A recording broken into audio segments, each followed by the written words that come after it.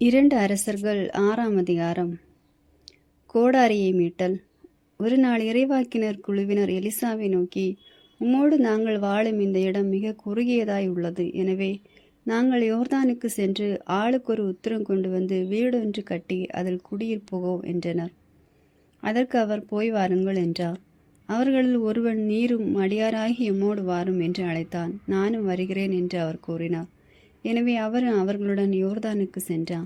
அவர்கள் மரங்களை வெட்டி வீழ்த்தினர். அவ்வாறு ஒருவன் உத்திரம் வெட்டி கொண்டிருந்த போது அவனது கோடாரி கழன்று தண்ணீரில் விழுந்தது. உடனே அவன், ஐயோ, என் தலைவரே, இது இரவல் பொருள் ஆயிற்றே என்று கத்தினான். அப்போது கடவுளின் அடியவர், அது எங்கு வீழ்ந்தது என்று கேட்டார். அவனும் அந்த இடத்தை காட்டினான். உடனே எலிசா ஒரு கம்பை வெட்டி அங்கே எறியவே கோடாரியும் மிதக்கத் தொடங்கியது. அவர், அதை எடுத்துக்கொள் என்று அவனிடம் கூற, அவனும் கை நீட்டி அதை எடுத்துக்கொண்டான். சிரியாவின் படை தோல்வியுறல். சிரியாவின் மன்னன் இஸ்ரேல் நாட்டின் மீது போர் தொடுத்தான். அப்பொழுது அவன் தன் அலுவலரோடு கலந்து பேசி, இந்த இடத்தில் பாலை இறங்குவோ என்றான். அப்பொழுது கடவுளின் அடியவர் இஸ்ரேல் அரசனிடம் ஆள் அனுப்பி, அந்த இடத்திற்கு போகாமல் எச்சரிக்கையாயிரும், ஏனெனில் அங்கே சிரியர் பதுங்கியிருக்கின்றனர் என்று சொன்னார். இஸ்ரேல் அரசன் கடவுளின் அடியவர் எச்சரித்து குறிப்பிட்ட ஒவ்வொரு இடத்திற்கும் ஆள் அனுப்பினான். இவ்வாறு அவன் தன்னை காத்து கொண்டது ஒரு முறை இருமுறை அல்ல. இதன் பொருட்டு சிரியாவின் அரசன் நெஞ்சம் கொதித்து தன் பணியாளர்களை கூப்பிட்டு, இஸ்ரேல் அரசனுக்கு ஒற்றராக நம்முடைய ஒருவன் இருக்கின்றான், அவன் யார் என்று தெரிய வேண்டும் என்றான். பணியாளர் ஒருவன் அவனை நோக்கி, என் தலைவரான அரசே, அப்படி ஒருவனும் இங்கில்லை. ஆனால் இஸ்ரேலில் இருக்கும் எலிசா என்ற இறைவாக்கினர் தாங்கள் பள்ளியறையில் பேசுவதை கூட தம் அரசனுக்கு வெளிப்படுத்தி விடுகிறார் என்றான். அதற்கு அரசன், நீங்கள் போய் அவர் எங்கிருக்கிறார் என்று பார்த்து வாருங்கள், நான் ஆட்களை அனுப்பி அவரை பிடிக்க செய்வேன் என்றான். அவர் தோத்தானில் இருக்கிறார் என்று தெரிவிக்கப்பட்டது. ஆதலால் அரசன் அங்கு குதிரைகளையும் தேர்களையும் பெரிய படையையும் அனுப்பினான். அவர்கள் இரவோடு இரவாக வந்து நகரை சூழ்ந்து கொண்டனர். கடவுளுடைய அடியவரின் வேலைக்காரன் வைகரையில் எழுந்து வெளியே வந்தான். அப்பொழுது படைகளும் குதிரைகளும் தேர்களும் நகரை சூழ்ந்திருக்க கண்டு, ஐயோ, என் தலைவரை, என்ன செய்வோம் என்று கதறினான். அதற்கு அவர், அஞ்ச வேண்டாம், அவர்களோடு இருப்பவர்களை விட நம்மோடு இருப்பவர்கள் அதிகம் என்றார். பின்பு எலிசா, ஆண்டவரை, இவன் பார்க்கும்படி இவன் கண்களை திறந்தருளும் என்று வேண்டினார். ஆண்டவர் அவ்விதமே வேலைக்காரன் கண்களை திறந்தார். இதோ, மலை எங்கனும் நெருப்பு குதிரைகளும் தேர்களும் எலிசாவை சூழ்ந்து நிற்பதை கண்டான். சிறிய நாட்டினர் அவரை நெருங்கி வந்தபொழுது எலிசா ஆண்டவரை நோக்கி, இவ்வினத்தாரை குருடாக்கியருளும் என்று மன்றாடினார். உடனே ஆண்டவர் எலிசாவின் மன்றாட்டுக்கு இணங்கி அவர்களை குருடாக்கினார். அப்பொழுது எலிசா அவர்களை நோக்கி, இது நீங்கள் செல்ல வேண்டிய பாதையும் அல்ல, நகருமல்ல, என்னை பின்தொடருங்கள், நீங்கள் தேடும் மனிதனிடம் நான் உங்களை அழைத்து செல்வேன் என்று சொல்லி அவர்களை சமாரியாவுக்கு அழைத்து சென்றனர். அவர்கள் நகருக்குள் நுழைந்ததும் எலிசா, ஆண்டவரே, இவர்கள் பார்வை பெறும்படி இவர்கள் கண்களை திறந்தருளும் என்றார். ஆண்டவர் அவர்கள் கண்களை திறக்கவே சமாரிய நகரின் நடுவில் தாங்கள் இருப்பதை அவர்கள் கண்டனர். இஸ்ரேல் அரசன் அவர்களை கண்டவுடன் எலிசாவை நோக்கி, என் தந்தையே, இவர்களை நான் வெட்டி வீழ்த்தட்டுமா என்றான். அதற்கு அவர், கொல்லாதே, நீ சிறைப்படுத்தியவர்களை நீயே உன் வாளினாலே அம்பினாலே கொல்வாயா? எனவே அவர்கள் பசி தாகம் தீர அவர்களுக்கு அப்பமும் தண்ணீரும் கொடு, அவர்கள் தங்கள் தலைவரிடம் திரும்பி செல்லட்டும் என்றார். அவ்வாறே அரசன் அவர்களுக்கு பெரிய விருந்தளித்தான். அவர்களும் உண்டு குடித்தனர். பின்னர் அவன் அவர்களை அனுப்பி வைத்தார். அவர்களும் தங்கள் தலைவனிடம் திரும்பி சென்றனர். அதன் பின் சிரியா கொள்ளை கூட்டத்தினர் இஸ்ரேல் நாட்டுக்குள் காலெடுத்து வைக்கவில்லை. சமாரியா முற்றுகையிடப்படுதல். பின்னர் சிரிய மன்னன் பெனதாது தன் முழு படையும் திரட்டி கொண்டு சமாரியாவுக்கு சென்று அதை முற்றுகையிட்டான். எனவே சமாரியாவில் கொடிய பஞ்சம் ஏற்பட்டது. ஒரு கழுதை தலை 80 வெள்ளிக்காசுக்கும் புறாவின் எச்சம் கால்படி 5 வெள்ளிக்காசுக்கும் விற்கும் அளவுக்கு முற்றுகை கடுமையாயிருந்தது. இஸ்ரேல் அரசன் நகர மதில் மேல் நடந்து செல்கையில் ஒரு பெண், அரசே, என் தலைவரே, என்னை காப்பாற்றும் என்று கூக்குரலிட்டாள். அதற்கு அவன், ஆண்டவரே, உன்னை காப்பாற்றவில்லை எனில் நான் எப்படி உன்னை காப்பாற்றுவது? களஞ்சியத்தில் இருந்தா, ஆலையில் இருந்தா என்றான். பின் அரசன் அவளிடம், உனக்கு என்ன வேண்டும் என்று கேட்டான். அதற்கு அவள், இதோ, ஒரு நாள் இந்த பெண் என்னை நோக்கி, இன்று நாம் உண்பதற்கு உன் மகனை கொடு, நாளை என் மகனை தின்போம் என்றாள். அவ்வாறே நாங்கள் என் மகனை சமைத்து தின்றோம். மறுநாள் நான் அவளிடம், நான் உண்ணும்படி உன் மகனை கொடு என்றேன். ஆனால் அவளோ தன் மகனை ஒளித்து வைத்து விட்டாள் என்று சொன்னாள். அரசன் இவ்வார்த்தைகளை கேட்டவுடன் தன் ஆடைகளை கிழித்து கொண்டான். அவன் நகர மதில் வழியாக நடந்து செல்கையில் தன் உடலின் மேல் கோணி ஆடை அணிந்திருந்ததை மக்கள் கண்டனர். அரசன், இன்றைக்கு நான் சாபாற்றின் மகன் எலிசாவின் தலையை வெட்டாது விட்டால் கடவுள் என்னை இப்படியும் இதற்கு மேலும் தண்டிப்பாராக என்றான். அப்பொழுது எலிசா தன் வீட்டில் பெரியோர்களுடன் அமர்ந்திருந்தார். அரசன் தனக்கு முன் ஒரு மனிதனை அவரிடம் அனுப்பியிருந்தான். அத்தூதன் வருவதற்குள் எலிசா தம்மோடு இருந்த பெரியோர்களை நோக்கி, இந்த கொலைக்கார மகனின் தலையை வெட்டும்படி இதோ ஒருவனை அனுப்பியிருப்பது தெரியவில்லையா? அத்தூதன் வரும்பொழுது அவன் உள்ளே வராதவாறு கதவை அடைத்து விடுங்கள். அவனை பின்தொடர்ந்து வரும் அவன் தலைவனின் காலடி ஓசையும் இதோ கேட்கிறதல்லவா என்றான். இவ்வாறு அவர் அவர்களுடன் பேசிக்கொண்டிருக்கையில் அரசன் அவரிடம் வந்து சேர்ந்தான். அப்பொழுது அவன், அந்த தீமை ஆண்டவரிடமிருந்தே வருகிறது. அப்படி இருக்க ஆண்டவருக்காக நான் இன்னும் ஏன் காத்திருக்க வேண்டும் என்றான். 7ஆம் அதிகாரம். அப்பொழுது எலிசா, ஆண்டவரின் வாக்கியை கேளுங்கள். ஆண்டவர் கூறுவது இதுவே, நாளை இந்நேரம் சமாரியா நகர வாயிலில் ஒரு மரக்கால் கோதுமை மாவு ஒரு வெள்ளிக்காசுக்கும் 2 மரக்கால் வார்கோதுமை ஒரு வெள்ளிக்காசுக்கும் விற்கப்படும் என்றான். அரசனுக்கு பக்க பலமாயிருந்த அதிகாரி கடவுளின் அடியவரை நோக்கி, இதோ பாரும், ஆண்டவர் வானின் கதவுகளை திறந்து விட்டாலும் இத்தகைய காரியம் நடக்குமா என்று கேட்டான். அதற்கு அவர், இதை நீ உன் கண்களால் காண்பாய், ஆனால் அதில் நீ எதையும் உண்ணமாட்டாய் என்றான். சிரியாவின் படை தப்பி ஓடுதல். நகர வாயிலின் அருகே 4 தொழுநோயாளிகள் இருந்தனர். இவர்கள் ஒருவரிடம், சாவை எதிர்நோக்கி நாம் ஏன் இங்கே உட்கார்ந்திருக்க வேண்டும்? நாம் நகருக்குள் செல்வோமாயின் நகரில் பஞ்சம் இருப்பதால் நாம் செத்து போவோம். இங்கேயே தங்கியிருந்தாலும் சாக வேண்டியதுதான். வாருங்கள், சிறியரின் பாசறைக்கு சென்று அங்கு தஞ்சம் புகுவோம். அவர்கள் நம்மை வாழாவிட்டால் நாம் உயிர் பிழைப்போம். அவர்கள் நம்மை கொன்று போட்டால் செத்து போவோம் என்று பேசிக்கொண்டனர்.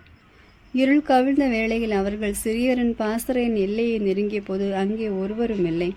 ஏனெனில் தேர்கள், குதிரைகள், பெரும்படை ஆகியவற்றின் பேரொலியை சிரியா படையினர் கேட்கும்படி தலைவர் செய்திருந்தார். எனவே அவர்கள் ஒருவரை நோக்கி, இதோ இஸ்ரேல் அரசர் தனக்கு துணையாக இத்திய அரசர்களை, எகிப்திய அரசர்களை கூலிக்கு அமர்த்தி கொண்டு நம்மை தாக்க வருகிறார் என்று சொல்லிக் கொண்டனர்.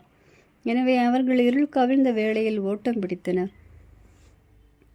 தங்கள் கூடாரங்களையும் கழுதைகளையும் பாசறையும் அப்படியே விட்டுவிட்டு உயிருக்காக தப்பி ஓடினர். ஆகவே இந்த தொழுநோயாளிகள் பாசறையின் எல்லையை நெருங்கி ஒரு கூடாரத்தின் உள்ளே நுழைந்து அங்கே உண்டு குடித்தனர். மேலும் அங்கிருந்த வெள்ளி, பொன், ஆடைகள் முதலியவற்றை எடுத்துக்கொண்டு போய் ஒளித்து வைத்தனர். மீண்டும் திரும்பி வந்து வேறொரு கூடாரத்தில் புகுந்து அங்கிருந்தவற்றை எடுத்துக்கொண்டு போய் ஒளித்து வைத்தனர். பிறகு அவர்கள் ஒருவரிடம், இன்று நாம் இப்படி செய்வது சரி என்று. இந்நாள் நல்ல செய்தியின் நாள். நாளை காலை வரை இதை வெளியிடாது மௌனமாயிருந்தால் நாம் குற்றவாளிகள் ஆவோம். வாருங்கள், நாம் போய் அரச மாளிகையில் இதை அறிவிப்போம் என்று சொல்லிக் கொண்டனர். அவர்கள் சென்று நகர வாயிற் காவலனை அணுகி, நாங்கள் சிறியரின் பாசறைக்குள் சென்றோம். அங்கு யாரையும் காணவில்லை. அங்கு கட்டியிருந்த குதிரைகளும் கழுதைகளும் கூடாரங்களும் அப்படியே இருந்தன என்று தெரிவித்தனர். வாயிற் காவலர் இதை உரத்த குரலில் சொல்ல அது உள்ளே அரச மாளிகைக்கு தெரிவிக்கப்பட்டதும் அரசன் இரவிலே எழுந்து தன் பணியாளரை நோக்கி, சிறியர் நமக்கு எதிராக செய்துள்ளதை கேளுங்கள். நாம் பட்டினியால் வருந்துவதை அறிந்து அவர்கள் தங்கள் பாசறையை விட்டு வெளியேறி இஸ்ரேலர் நகரிலிருந்து வெளியேறுவர். அப்பொழுது நாம் அவர்களை உயிரோடு பிடித்து கொண்டு நகரினுள் நுழையலாம் என்று எண்ணி வயல்வெளிகளில் ஒளிந்திருக்கின்றனர் என்றான். அவனுடைய பணியாளர்கள் ஒருவன், இங்கே எஞ்சியுள்ள குதிரைகள் 5 சிலர் ஓட்டி கொண்டு செல்லட்டும். இங்கே எஞ்சியுள்ள இஸ்ரேலர் அனைவருக்கும் நேரிடுவதை அவர்களுக்கும் நேரிடட்டும். ஆம், ஏற்கனவே அழிவுக்குள்ளான இஸ்ரேலர் அனைவரையும் போல் இவர்களும் அழிவுக்கு உள்ளாவர். எனவே அவர்களை அனுப்பி பார்ப்போம் என்றான். அவ்வாறே 2 குதிரை தேர்கள் கொண்டு வரப்பட்டன. அவற்றில் அரசன் சிலரை சிறியர் பாசறைக்கு அனுப்பி சென்று பாருங்கள் என்று கட்டளையிட்டான். அவர்களோ சிறியரை தேடி யோர்தான் வரை போனார்கள்.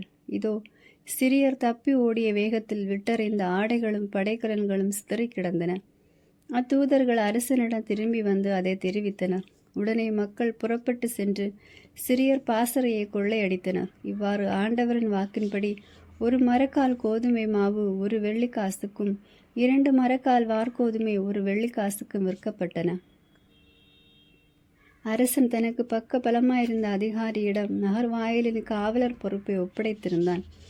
மக்கள் நகர் வாயிலில் அவனை மிதித்து போடவே அவன் இறந்து போனான். இவ்வாறு கடவுளின் அடியவர் தம்மிடம் வந்த அரசனுக்கு அறிவித்தபடியே நடந்தது. இங்கனம் நாளை இந்நேரம் சமாரிய நகர வாயிலில் 2 மரக்கால் வார்கோதுமை ஒரு வெள்ளிக்காசுக்கும் 1 மரக்கால் கோதுமை மாவு ஒரு வெள்ளிக்காசுக்கும் விற்கப்படும் என்று கடவுளின் அடியவர் அரசனிடம் கூறியிருந்த வாக்கு நிறைவேறியது. ஏனெனில் அந்த அதிகாரி கடவுளின் அடியவரை நோக்கி, இதோ பாரும், ஆண்டவர் வானின் கதவுகளை திறந்து விட்டாலும் இத்தகைய காரியம் நடக்குமா என்று கேட்டிருந்தான். அதற்கு அவர், இதை நீ உன் கண்களால் காண்பாய், ஆனால் அதில் எதையும் நீ உண்ண மாட்டாய் என்று கூறியிருந்தார். அவ்வாறே அவனுக்கு நேரிட்டது. மக்கள் அவனை நகர வாயிலில் மிதித்து போட அவனும் இறந்து போனான். 8ஆம் அதிகாரம். சூனேம் பெண் மீண்டும் வரல். எலிசா தாம் உயிர்ப்பித்து கொடுத்த சிறுவனின் தாயான பெண்ணை நோக்கி, நீயும் உன் குடும்பத்தினர் இவ்விடத்தை விட்டு புறப்பட்டு உங்களுக்கு வசதியான வேறொரு இடத்திற்கு தங்கியிருங்கள். ஏனெனில் ஆண்டவர் பஞ்சத்தை வருவித்துள்ளார், அது நாட்டில் 7 ஆண்டுகள் நிலைத்திருக்கும் என்றான். எனவே அப்பெண் எழுந்து கடவுளின் அடியவர் வாக்கின்படி செய்தார். அவருடைய குடும்பத்தினரும் புறப்பட்டு பெலிஸ்தியர் நாட்டுக்கு சென்று அங்கே 7 ஆண்டுகள் தங்கியிருந்தனர். 7 ஆண்டுகள் கடந்த பின் அந்த பெண் பெலிஸ்திய நாட்டினின்று திரும்பி வந்து தம் வீடும் நிலங்களும் தமக்கு கிடைக்கும் பொருட்டு அரசனிடம் முறையிட சென்றார். அப்பொழுது அரசனும் கடவுளின் அடியவர்களுக்கு பணிவிடை செய்து வந்த கேகசியிடம், எலிசா புரிந்துள்ள அரும்பெரும் செயல்களை எல்லாம் எனக்கு சொல்லும் என்று கேட்டு உரையாடி கொண்டிருந்தான். அவனும் இறந்தவனை எலிசா உயிர்ப்பித்து கொடுத்த நிகழ்ச்சியை அரசனுக்கு எடுத்து கூறி கொண்டிருந்தான். உயிர்ப்பிக்கப்பட்ட அதே சிறுவனின் தாய் அப்பொழுது அரசன் முன் வந்து தம் வீட்டையும் நிலங்களையும் முன்னிட்டு அரசனிடம் முறையிட்டார். அப்பொழுது கேகசி, அரசே, என் தலைவரை, இவள்தான் அந்த பெண், இவள் மகனாகிய இவனைத்தான் எலிசா உயிர்ப்பித்தார் என்றார். அரசன் அந்த பெண்ணிடம் அதை பற்றி வினவ அவரும் நடந்ததையெல்லாம் அவனுக்கு சொன்னார். அப்பொழுது அரசன் ஓர் அலுவலரை அழைத்து, அவளுடைய உடைமைகள் எல்லாவற்றையும் அவளுக்கு திருப்பி கொடுத்து விடு, மேலும் அவள் நாட்டை விட்டு சென்ற நாள் முதல் இன்று வரை அவளுடைய நிலங்களிலிருந்து கிடைத்த வருவாயை அவளுக்கு கொடுத்து விடு என்று கட்டளையிட்டான். எலிசாவும் சிரிய மன்னனும். எலிசா தமஸ்கு நகருக்கு வந்தபோது சிரியாவின் மன்னன் பெனதாது நோயுற்றிருந்தான். கடவுளின் அடியவர் இங்கு வந்திருக்கிறார் என்று அவனுக்கு தெரிவிக்கப்பட்டது. அந்த மன்னன் அசாவேலிடம் கையோடு ஒரு அன்பளிப்பு எடுத்துக்கொண்டு, கடவுளின் அடியவரை சந்திக்க செல், நான் இந்நோயினின்று நலம் பெறுவேனா என்று அவர் மூலம் ஆண்டவரிடம் கேட்டறிந்து வா என்றான். எனவே அவன் தமஸ்குவில் கிடைக்கக்கூடிய எல்லா விதமான அரும்பொருட்களை 40 ஒட்டக சுமை அளவு கையோடு அன்பளிப்பாக எடுத்துக்கொண்டு சென்றான். அவர் முன் வந்து நின்று அவன் அவரை நோக்கி, நான் இந்நோயினின்று நலம் பெறுவேனா என்று கேட்குமாறு சிரியாவின் மன்னனும் புதல்வனுமான பெனதாது உம்மிடம் என்னை அனுப்பியுள்ளார் என்றான். எலிசா மறுமொழியாக, நீ போய் நீர் நலமடைவது உறுதி என்று சொல், ஆனால் அவன் செத்துப்போவது திண்ணம் என்று ஆண்டவர் எனக்கு வெளிப்படுத்தினார் என்றார். பிறகு கடவுளின் அடியவர் அசாவேலின் முகத்தை அவன் வெட்கமுற அளவுக்கு வைத்த கண் வாங்காமல் உற்று பார்த்து அழுதார். அசாவேல் அவரை நோக்கி, என் தலைவரை, நீர் அழுவது ஏன் என்று கேட்டான். அதற்கு அவர், இஸ்ரேல் மக்களுக்கு செய்யவிருக்கிற தீமைகளை நான் அறிவேன். அவர்களின் கோட்டைகளை தீக்கிரையாக்குவாய், அவர்களுடைய இளைஞர்களை வாளுக்கு இரையாக்குவாய், அவர்களுடைய சிறு குழந்தைகளை தரையில் மோதி கொள்வாய், அவர்களுடைய கருவுற்ற பெண்களின் வயிற்றை குத்தி கிழிப்பாய் என்றான்.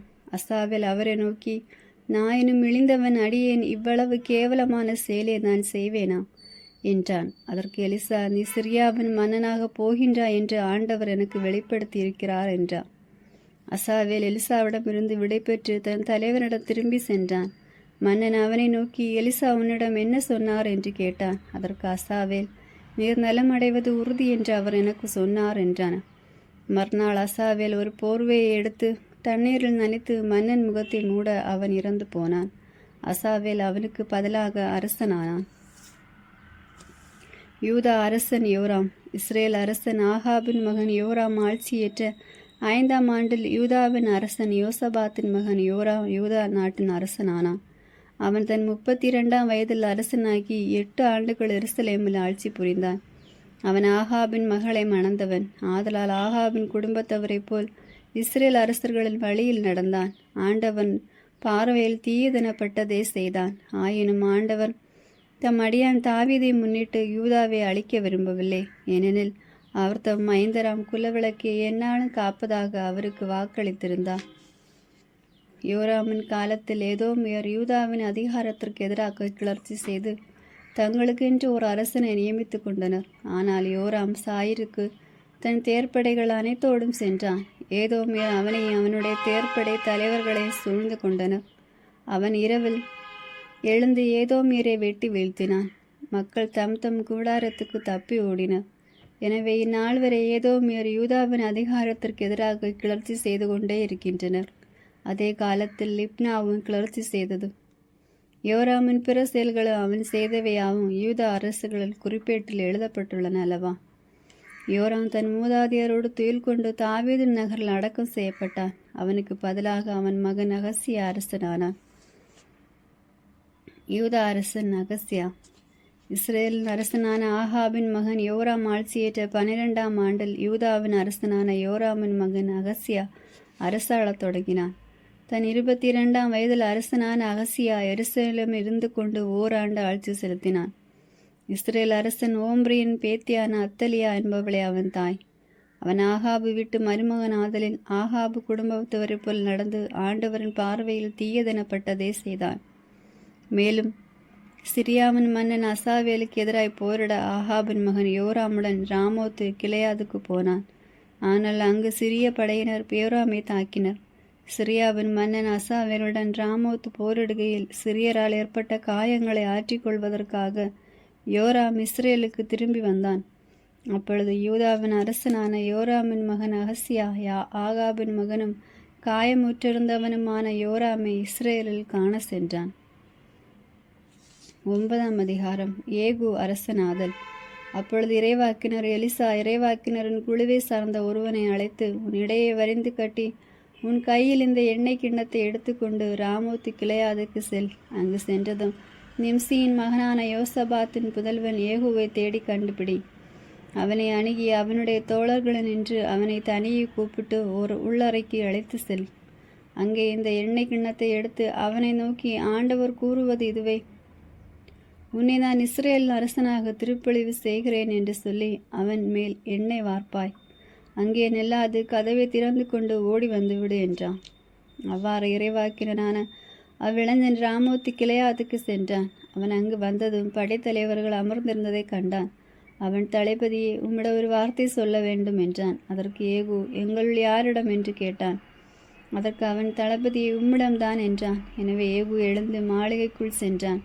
இளைஞனோ அவனது தலையின் மேல் எண்ணெய் வார்த்து, இஸ்ரேலின் கடவுளான ஆண்டவர் கூறுவது இதுவே, ஆண்டவராகிய நான் என் மக்களாகிய இஸ்ரேலுக்கு அரசனாக உன்னை திருப்பொழிவு செய்கிறேன்.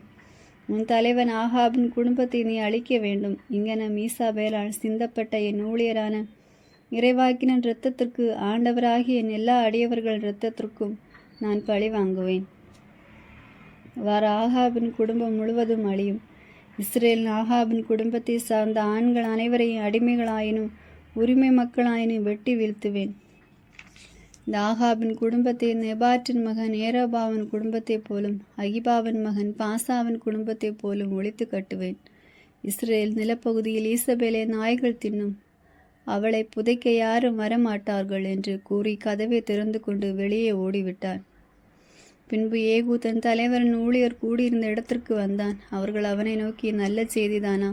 இந்த பைத்தியக்காரன் உன்னிடம் வந்தது ஏன் என்று கேட்டான். அதற்கு அவன் யாரென்று அவன் சொன்னது என்னவென்று உங்களுக்கு தெரியுமே என்றான். அதற்கு அவர்கள், அது பொய், உண்மை எங்களுக்கு தெரிவி என்றான். அப்போது ஏகு, அவன் என்னிடம் ஆண்டவர் கூறுவது இதுவே, உன்னை இஸ்ரேலுக்கு அரசனாக திருப்பொழிவு செய்கிறேன் என்றான். என்று பதிலளித்தான். இதை கேட்டவுடன் அவர்கள் அனைவரும் விரைந்து தம் போர்வையை கழற்றி அவற்றை வெறுமையாயிருந்தபடிகளில் விரித்து எக்காலம் ஊதி ஏகுவை அரசர் என்று முழங்கினார். இஸ்ரேல் அரசன் யோராம் கொலை செய்யப்படல். நிம்சியின் மகனான யோசபாத்தின் புதல்வன் ஏகு யோராமுக்கு எதிராக சூழ்ச்சி செய்தான். அப்பொழுது யோராம் சிரியாவின் மன்னன் அசாவேலுக்கு எதிராக இஸ்ரேலின் எல்லா படைகளோடும் ராமோத்து கிளையாதை முற்றுகையிட்டிருந்தான். ஆனால் சிரியாவின் மன்னன் அசாவேலோடு போரிடுகையில் சிரியரால் பட்ட காயங்களை ஆற்றிக்கொள்வதற்காக அரசன் யோராம் இஸ்ரேலுக்கு திரும்பி வந்திருந்தான். ஏகு, இதை நீங்கள் மனமாற விரும்பினால் இஸ்ரேலுக்கு போய் யாரும் செய்தியை பரப்பாதபடி இந்நகரினின்று எவரையும் தப்பி வெளியேற விடாதீர் என்றான். பிறகு அவன் தேரின் மீது ஏறி இஸ்ரேலுக்கு சென்றான். ஏனெனில் அங்கே யோராம் ஓய்வெடுத்து கொண்டிருந்தான். இச்சமயம் யூதாவின் அரசன் அகசியாவும் யோராமை பார்க்க வந்திருந்தான். இஸ்ரேலின் காவல் மாடத்தில் நின்று கொண்டிருந்த காவலன் ஏகு படையோடு வருவதைக் கண்டு படையொன்றை காண்கின்றேன் என்றான். அதற்கு யோராம், ஒரு குதிரை வீரனை தயார் செய், அவனை அவர்களை சந்திக்குமாறு அனுப்பு, அமைதிக்காகவா என்று அவன் கேட்கட்டும் என்றான். அவ்வாறு குதிரை வீரன் ஒருவன் ஏகுவை சந்திக்க புறப்பட்டு சென்று, அமைதிக்காகவா என்று அரசர் கேட்க சொன்னார் என்றான். அதற்கு ஏகு, சமாதானம் பேசுவதற்கு நீ யார்? திரும்பி என் பின்னே வா என்றான். அப்பொழுது காவலன் தூதன் அவர்களை சென்று அடைந்ததா, ஆனால் இன்னும் திரும்பி வரவில்லை என்று அறிவித்தான். அரசன் மற்றொரு குதிரை வீரனை அனுப்ப அவன் அவர்கள் முன்பாக வந்து, அமைதிக்காகவா என்று அரசர் கேட்க சொன்னார் என்றான். அதற்கு ஏகு, சமாதானம் பேசுவதற்கு நீ யார்? திரும்பி என் பின்னே வா என்றான். காவலன் மீண்டும் அவன் அவர்களை சென்று அடைந்து விட்டான். ஆனால் அவனும் இன்னும் திரும்பி வரவில்லை. வேறொருவனோ தேரோட்டி கொண்டு வருகிறான், அது நிம்சியின் மகன் ஏகுவை போன்று உள்ளது, அவன்தான் பைத்தியக்காரன் போல் ஓட்டுவான் என்றான். உடனே யோராம், தேரை பூட்டுங்கள் என்று கூற அவர்கள் அவனது தேரில் குதிரைகளை பூட்டினார்கள். இஸ்ரேலின் அரசன் யோராமும் யூதாவின் அரசன் அகசியாவும் தம் தேரில் ஏறி ஏகுவை சந்திக்க சென்றனர். அவனை இஸ்ரேலை சார்ந்த நாபோத்து நிலப்பகுதியில் சந்தித்தனர்.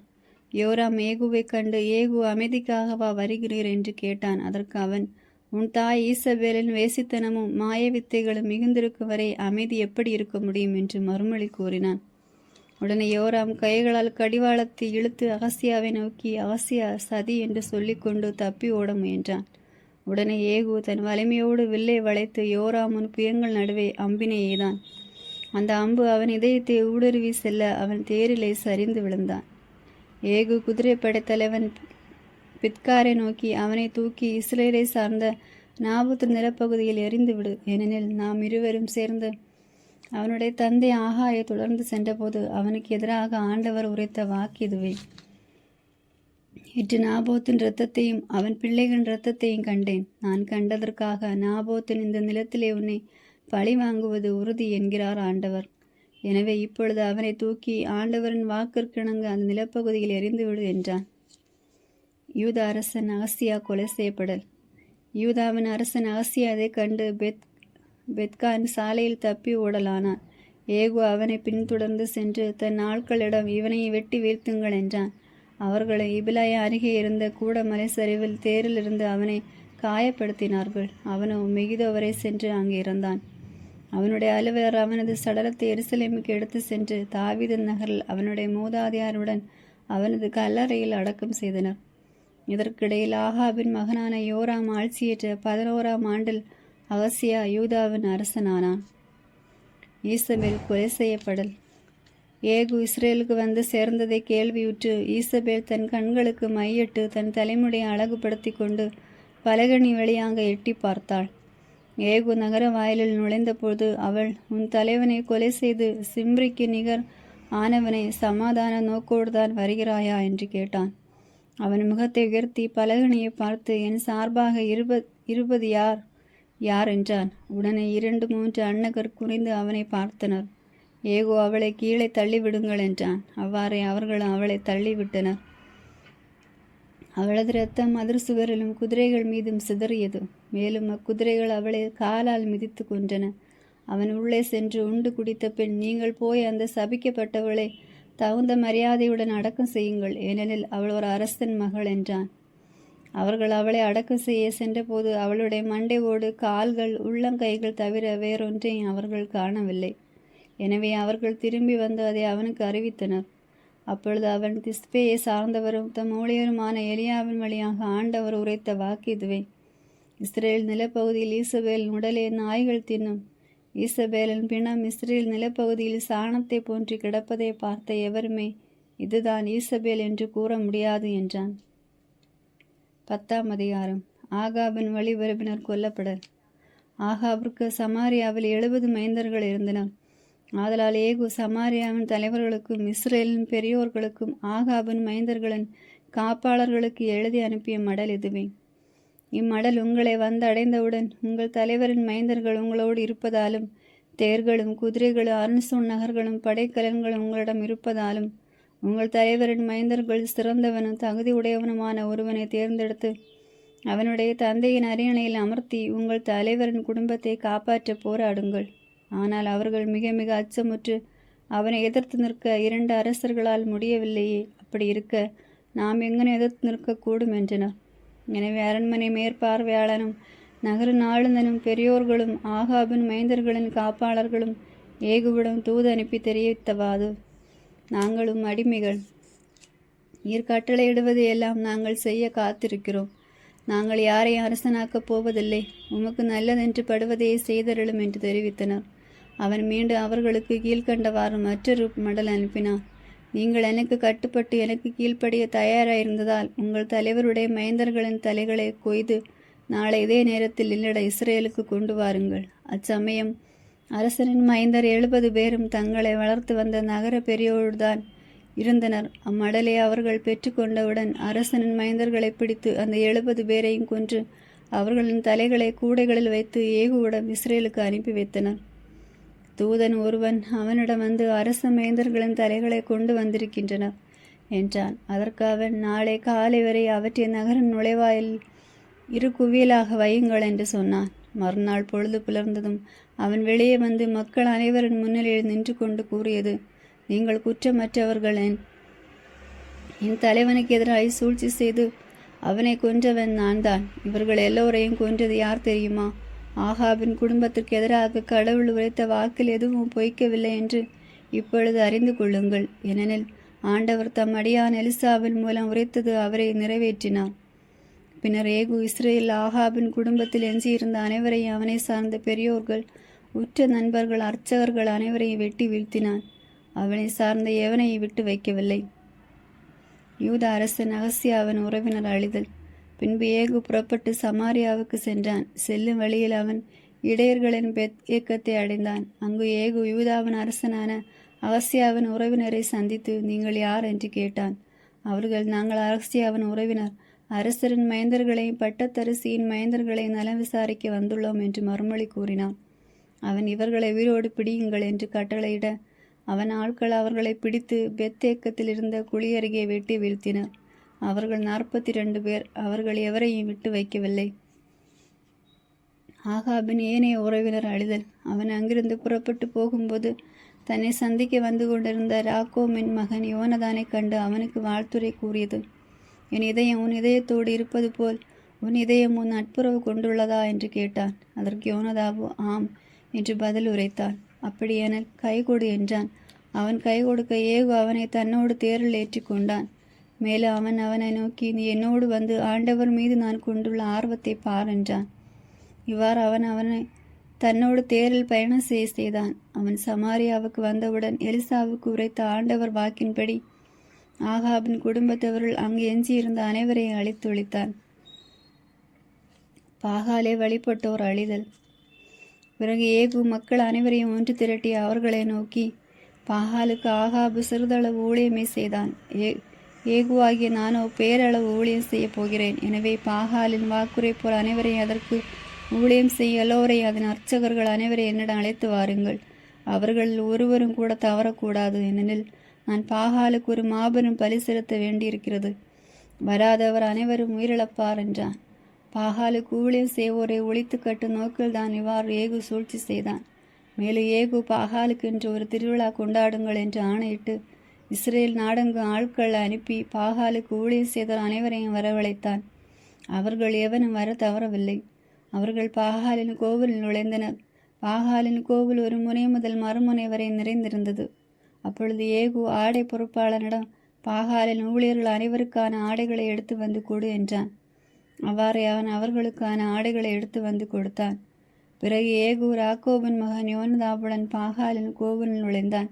அவன் பாகால் ஊழியர்களை நோக்கி, உம்முடைய ஆண்டவர் அடியார்கள் யாராவது இருக்கிறார்களா என தேடி பாருங்கள். இங்கே பாகாலின் அடியார்கள் மட்டுமே இருக்க வேண்டும் என்றான். பிறகு அவர்கள் பலி பொருட்களையும் எரிபொருட்களையும் செலுத்த உள்ளே நுழைந்தார்கள். ஆனால் ஏகு 80 காவலரை வெளியே நிறுத்தி வைத்து, உங்கள் கையில் அளிக்கப் போகிற ஆட்களில் எவனையாவது நீங்கள் தப்பியோட விட்டால் அவனுக்கு பதிலாக உங்கள் உயிரை இழப்பீர்கள் என்று கூறியிருந்தான். எரிபலி முடிந்தவுடன் ஏகு காவலர்களை படைத்தலைவர்களை நோக்கி, நீங்கள் உள்ளே சென்று அவர்கள் ஒருவனும் தப்பி ஓடிவிடாமல் எல்லோரையும் வெட்டி வீழ்த்துங்கள் என்றான். அதன்படியே காவலர்களும் படைத்தலைவர்களும் அவர்களுக்கு வாளுக்கு இரையாக்கி அவர்களுடைய பிணங்களை வெளியே எறிந்த பின் பாகால் கோவில் உள்ளறைக்கு சென்றனர். அவர்கள் அங்கிருந்த பாகாலின் சிலை தூண்களை வெளியே கொண்டு வந்து எரித்து போட்டனர். இவ்வாறு பாகாலின் சிலை தூண்களை எரித்து பாகாலின் கோவிலை இடித்து அவ்விடத்தை கழிவறையாக்கினர். இன்று வரை அப்படியே தான் பயன்பட்டு வருகிறது. இவ்வாறு ஏகு இஸ்ரேல் நாட்டு நின்று பாகால் வழிபாட்டை அறவே ஒழித்தான். ஆயினும் இஸ்ரேலரை பாவத்திற்கு உள்ளாக்கிய நெபாற்றின் மகன் ஏரோபாவின் பாவ வழி நின்று ஏகு விலகவும் இல்லை. பெத்தேலிலும் தானிலும் இருந்த பொற்கன்றுகளை கைவிடவும் இல்லை. பின்பு ஆண்டவர் ஏகுவை நோக்கி, என் பார்வையில் செம்மையானதை நீ நன்கு செய்து முடித்தாலும் ஆகாபின் குடும்பத்தினருக்கு எதிராக நான் விரும்பியவற்றையெல்லாம் நிறைவேற்றினதாலும் உன் புதல்வர்கள் இஸ்ரேல் அரியணையில் 4ஆம் தலைமுறை வரை வீற்றிருப்பர் என்றான். ஆனால் ஏகு இஸ்ரேலின் கடவுளாகிய தன் ஆண்டவரின் சட்டத்தை தன் முழு இதயத்தோடு பின்பற்றவில்லை. அவன் இஸ்ரேலை பாவத்திற்கு உள்ளாக்கிய எரோபாவின் பாவ வழி நின்று விலகவில்லை. ஏகுவின் இறப்பு.